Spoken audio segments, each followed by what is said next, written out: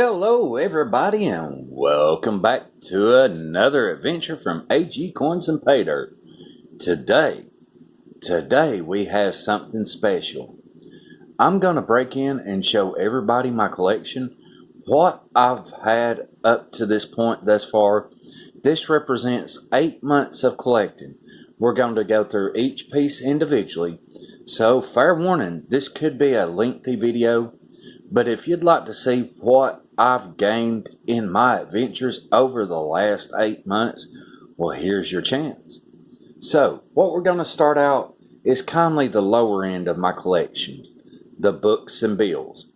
Now, I am spending a lot of time trying to fill these books. I've got some lower end books. This is one of the hardest part of collecting to fill, especially when you get in to ones with key dates. Now, we'll go through these more in depth. Let's start out with the easiest to fill, the Lincoln Cents. This is the easiest and relatively most cheapest book to fill. Why is that? Well, these are all common. There are no real key dates and not a lot of money to be had filling one of these books. You can still get everything except for the proofs in boxes and common pocket change. So, these are a fairly easy book to fill. This is a Littleton book, and I've got a really good start on some nice BU sets here. As y'all can see, we'll just put this down and zoom in for you. I've got some really nice BU cents here. And yes, everybody, it is a cent, not a penny.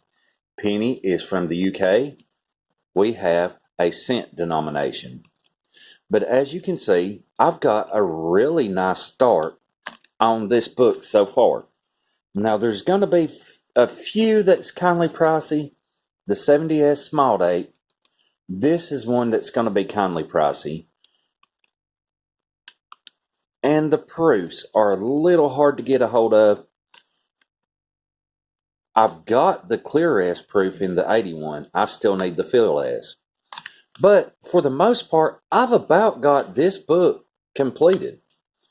And yet, it's took 8 months to get it this far.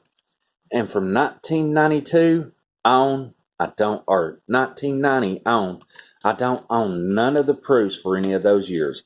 That's what the majority that I'm missing from filling up this Lincoln Cent book.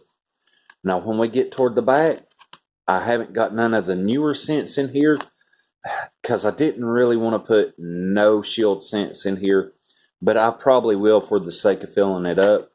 The last we seen, the last year the Lincoln Memorial penny was made is in 2008.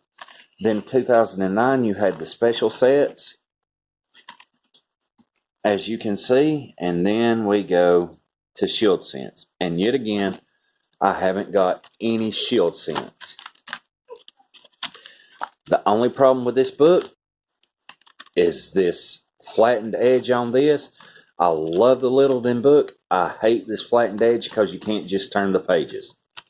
So there's my cheapest set I've got. Then we move into the Jefferson Nickels. This is another set that you can fairly easily fill a book that most of them can still be found in common pocket change today. There are some key dates and semi-key dates in the Jefferson Nickels, but they're not really expensive. So this is another cheap, easy, quick way to fill a book. Very rewarding when you fill one. Yet again, the proofs is where the problem is. Now, on this one, as you can see, the condition isn't as nice. I do have some really nice ones in here. But we do have a few that's going to be after it's filled with conditions. And this is the Whitman Archival Classic. I love this Whitman book. It's really well designed, really well put together. And yet again, as you can see, most of these I've got filled. Especially when we get up to the later years. And as you can see, condition starts to get substantially better. But I'm missing the proofs. Now, I have found all the proofs I need to fill this book. at a little over $60. And right now I just don't want to pop that to fill this book because there's other ones I want to work on. So, on to my son's book. Now this one, as y'all know, I did a little video on it already. This is for my son. We're trying to fill a acid date. I might go back later and try to fill one of these, but yet again, this 1913S, they're expensive. I mean, this and they can get expensive. So we've got the majority of this one full already. Really, the worst part in it is the later dates. Most of them was saved before the dates were wore off. So it's not the earlier, the less minted dates I'm going to have a problem with, but the later dates. And yet, they'll more than likely be one missing out of this book for all time unless I buy a copy. And I just might buy a copy since it's my son's and label it as such. The 1937D 3-leg, I can't spend hundreds and hundreds on an AG coin. Almost good. That's to the point of not telling. These are expensive. I don't know why you would add that in one of these cheap woman's book, but it's in there, and I might buy a copy just to fill the book. If I do, it will be labeled as a copy. Then, and as y'all can see, these are not archival quality. I do need to switch these to an archival book. Yet again, this is my Lincoln wheat cent book. And it's going to be hard to fill. As y'all can see, the earlier dates, it gets expensive. The 1909S VDB, you're looking at least $300 to $400. 1914, 1913, this 1914D, another at least 4 or 5, up 6, 7, as much as you want to spend. So I mean, it's another one that's going to be ridiculous. 1931S, another key date in the series. This one is going to be tough to fill if I ever get it filled. Now, once we hit 1934, I pretty well have most of the book filled. It's them earlier ones that's got me. But now, as y'all can see, once we get past the 1930s, I have some really nice cents in this book. It's this side that's going to be rough. And there is quite a few key dates and a lot to be done.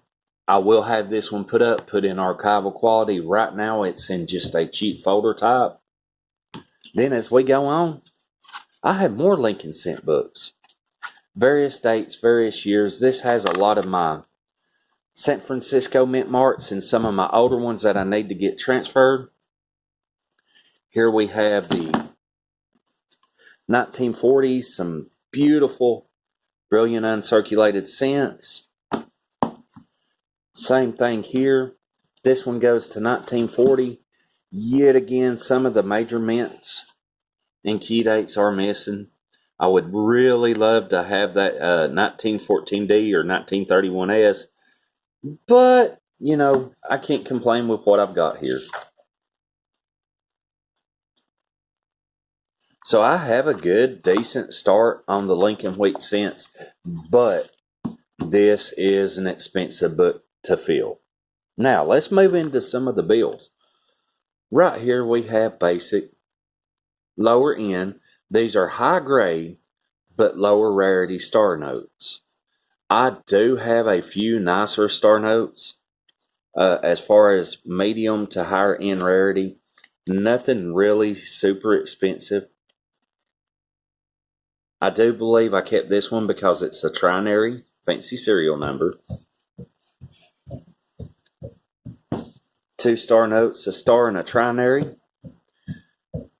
5 centavos. That is my only, as far as I can recall, another trinary consisting of only 3 numbers. A older star note. Right here we have a 1950B series star note. This one's kind of cool. Not the most expensive. Still a really cool note in great condition, as y'all can see. I try to keep any of the older head star notes. Then we have a 1953 B series. Another really cool note. These are not very expensive either, these blue seals. They're nice notes. They're beautiful notes. But there was quite a few of them made, so rarity-wise, not a whole lot in rarity. Here we have a 2009 series, $2 bill. And I kept this for a specific reason. There's some of these that's not really worth a lot of money. I kept them for a specific reason. More sentimental value than monetary value. That's worth $2. Same thing here, 2013. This was kept specifically because this was the year my son was born. It's worth $2. Nice, brilliant, uncirculated note. Not a lot of monetary value. A lot of sentimental value. Here we have a 1963 series red seal $2 star note. This one is a brilliant uncirculated condition. This one's worth a little more money, still nothing to break the bank. Your everyday collector could afford this note. They're absolutely beautiful notes. I love these notes. I love the blue and red seal. I'd love to get some yellow seals to my collection, but right now we get what we can get. Another 1953A, yet again unstar note. These might go for a few dollars over face. Not a whole lot of money here. Great bill to have to collection. Here we get into some money. This is a 1988 Series A. Look at that serial number, everybody. 453. This is a low serial number. This is a brilliant uncirculated. This is one that I will probably end up sending to get graded. It's on my wife's birth year. It's a very low serial number. It's in immaculate condition. And personally, I wouldn't take no less than 50 to 80 bucks for this. I see them go on eBay for a lot higher numbers for a lot more. So this is a really, really nice one. Now we go into the blue seal $1 1957 series star note. Yet again, look at the condition on this bill. Absolutely beautiful. I love these bills. They're worth a few bucks. Nothing to break the bank. Here we have a 2009 star. Then, check this one out. Fancy serial number. 731000137. What this is, it reads the same backwards to forwards. 73107310. Ain't that cool? Fancy serial number. I would say a $10 bill. If the condition was much better, I would put a value at it at about 20 bucks. I've seen them sell for that on eBay. It's a 2013 fancy serial number. Really love those. That's the first one I saw. Then we have a 1935 blue seal. Condition is less than desirable. Yet again, not much over face. If I could get $1 over face, 1935G, yet again, little better condition, not an expensive note. And then we have a 1935B. Horrible condition. This is probably what you would call a spender. It's worth $1. But the history behind it's why I keep it. Now, for the two best notes I have in my collection. As you can see, this one is graded. What we have here is a 1934 silver certificate. This is a Federal Reserve note, graded at very fine 25. And I know what you're asking. What's the difference? This one is what they call the funny back, and I'm going to show you the reason they call it the funny back. Ain't that awesome? Now that was the way that was made in 1934 before the design changed. This is a graded 1934 funny back. I love these notes. Some of them's lower end, medium end. You can get into some really nice, expensive, higher end funny backs. But I love the design of this note. So, this one is definitely cool. It took me a long while to get this one, and I'm certainly glad to have it in my collection. Then, let's go to the favorite bill in my collection. Right here, we have the large note. This is what we consider the horse blankets. And I know it's hard for y'all to tell, but this is a 1923. Look at the back on this one. Now, I want y'all to see the design change real quick. 1923, 1934, 1953. But look at this, guys. Let me just show y'all a comparison why they call this the horse blanket. And this one is in a hard case. This one holds medium monetary value. Here it is matched up to an original bill. Look at that, guys. Could y'all imagine carrying this around every day? Look at the difference in the size of your bills. These are absolutely cool. You can still pick these up from, in this condition, about 50, 60 bucks. If it didn't have the stain in it, would be more of a $65 to $70 bill. I give 50 for this one, and I am extremely pleased with it. And as y'all can see, this one's in a hard case. Love this bill. So my two best bills out of my lot, definitely the low serial number, the 1934 funny back, and the 1923 horse blanket. My next adventure is going to be the Black Eagle series, and those get expensive. I may come back and show you once I ever get one, but it could take a while because those get expensive. All right, guys, we will be back. I'm going to try to rush this along. This is going to be a little longer video. When we come back, we're going to be looking at what's in the box. All right, guys, we'll see you back here soon.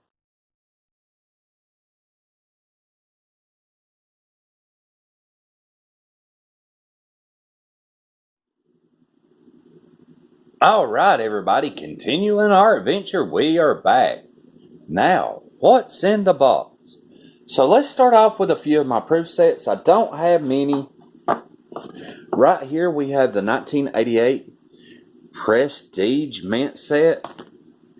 And what this was the proof set that came out in 1988. They didn't really make silver proof sets. The reason this was purchased is this was my wife's birth year. She was born in 1988. So we got the 88 Prestige proof set. Look at the packaging on this. Just absolutely gorgeous. Look at that set. Amazing.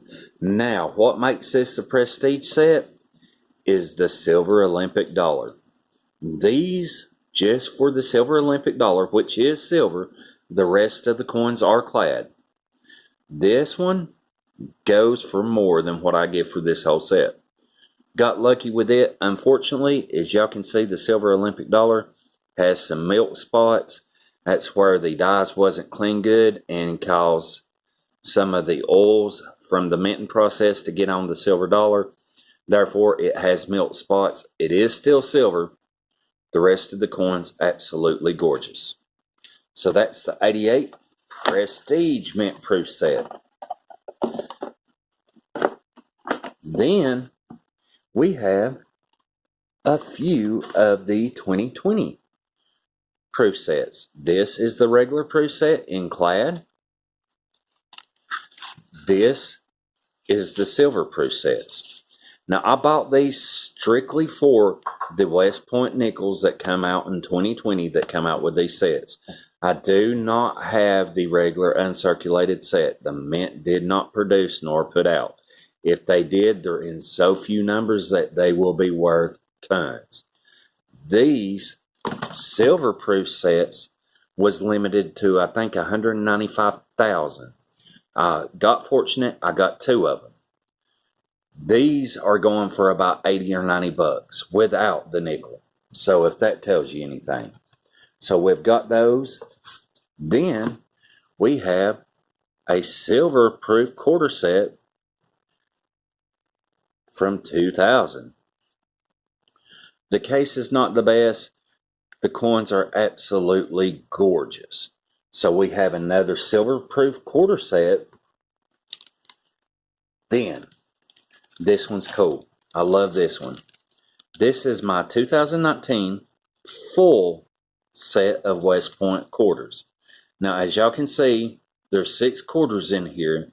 We have 5 on the reverse and the 1 on the obverse to show the obverse and reverse of the quarters. This is the full set of 2019 West Points. This is the West Point nickels that come out in the silver proof sets. This is where I get a little disappointed. I have one that's absolutely gorgeous, and then this one has black oxidation spots. And yes, this come from the mint like this. I tried to get them to replace it, but they hollered they only made X amount, that they could not replace this nickel. They shouldn't ever let quality like this go out. Matter of fact, my regular proof set, I had to buy another nickel because it was damaged when I got it. So, everything I bought from the mint so far, I've had problems with. I very seriously doubt I'll ever buy from the mint again. One of my nickels was amazing. This one had black spots. One of my proof sets was amazing. The other one had black oxidation spots. Not too happy with the mint or their products. Their quality just isn't where it should be for what you pay. Then we have a 1970 set.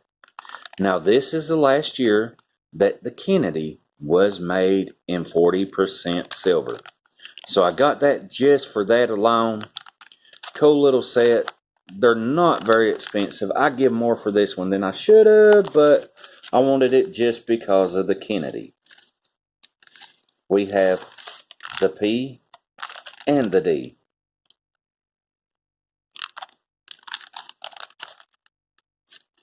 So, moving on. Here's where the big money is. And yes, there is some big money in here. What's in the box? Let's open this up. And y'all know exactly what I'm talking about when I open it. Look at that. This is my silver. 99% of it is silver. So this is where a lot of my money is. This is the bulk of my collection. Right here we have the full set of 2018 Zombucks 1 ounce silver rounds. Now this is the full 2018 series. There's actually 3 series and 10 total coins. I'm hoping to get all 10. Not saying I will, but that's what I'm hoping. Love these coins. Look at that. Ain't that just so great? So that's my Zombucks. Then I have the 2013 Fiji Hawkbill Turtle. This is my son's. He's a turtle fanatic, so we got the Hawkbill Turtle in 2013 for the year of his birth. Like I said, guys, a lot of this is more sentimental than it is monetary. But with the price of silver climbing, I give less than spot for this turtle. Now the value of these runs about $40-45. I give $23 for this turtle when I first started collecting. There is money to be made in this. I'm not buying any right now because the price has climbed too high. Here we have, I do believe it's the 2005 Panda series. Look at that. Ain't that just a beautiful coin? As y'all can see, this is still sealed in the bag. Another one I picked up for fairly cheap. I actually won this one. I have less than $10 in this silver round. Beautiful coin. Silver half dollars. All silver half dollars. Not only silver half dollars, but all 90% silver half dollars. So we have a good mix of Franklins and Walkers and Kennedys. All these is silver half dollars, and I've almost got 2 rolls slap full. This one's missing $1.50. This one, the Franklin series and the Kennedys, is missing $2.50. Right now, $10 worth of silver is going for about $200 to $230. So right here, I hold in my hands right at $400 in silver. Amazing. Then we have another whole roll of Washington quarters. Now this is actually more than a roll. These are all 90% silver Washington quarters. I think there's about $1.50 over a whole roll. So right here we're holding another $200 in silver. Yet again, another almost full roll. There's $1.75 missing out of these. And this is all standing Liberty quarters and walking Liberties. So this, and there's a few barbers in there. That's a double die. The only reason that's in there is because that's a double die. That's a different story for a different day, and that is an expensive quarter. So yet again, here's my older design quarters. Almost a full roll. And I keep the baggies in there to keep the quarters in place. No moving around, no clinking, no banging, no getting scratched. Here I have my dimes. I have Barber and Merck dimes, Roosevelt dimes. If you add them together, I have a little over a full roll. And as I said, Barber and Mercury, I've got twice as many as I do the Roosevelts. So I need to work on my Roosevelts a little, guys. Just some 40% silver. Not but 3 pieces in there. Then some of my clad quarters, some of my errors that's not really worth a lot. Most of these y'all seen me get. The Spitting Horse. We have the WDDR. We have the In God We Rest error. These are just cheats that I didn't have room in my book for. So nothing really special here. We have a 1934 medium motto. And my intention is to get the 1934s, the medium, heavy, and light motto. I have the light and medium motto. I'm still missing the heavy. I also have the 1934 double die in this year. So I've almost got the full set. We'll see the double die a little later on in the broadcast. And then we have the 1964 Philly. It is a mint state coin, as y'all can see. This one would be mint state, about 60, I'm going to say 63. Beautiful coin, some minor scratches, but this is the double die obverse. I don't know if it's an obverse or reverse. I'll have to check that one back out. But this one was a double die, that's why it's in a snap block holder. Then, my favorite to collect. All of those are Morgan dollars. And this is my greatest out of them all. This would go a mint state 62. I'm going to give it a 62. I believe I'd grade a 63. But if y'all can see that radial die crack that goes all the way around there, the die chip is in the 8. This is a VAM 25A. This is the one they call the donkey tail. And this is a quite expensive dollar. Most of my other dollars, I do have some brilliant uncirculated dollars, but they're just regular Morgans. Morgans now, $35-40. Nothing really super special.